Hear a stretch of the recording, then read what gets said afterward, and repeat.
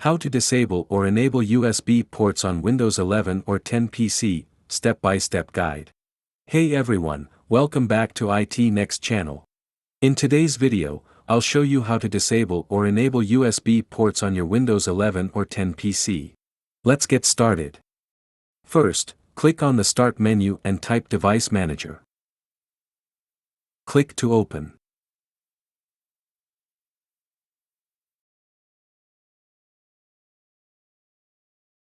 In the Device Manager window, scroll down and expand the Universal Serial Bus Controllers section.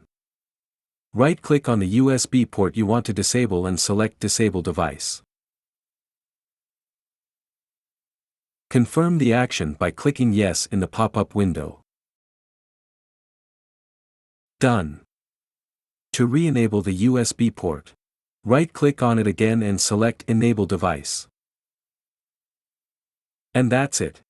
You've successfully disabled or enabled a USB port using Device Manager. I hope you found this tutorial helpful.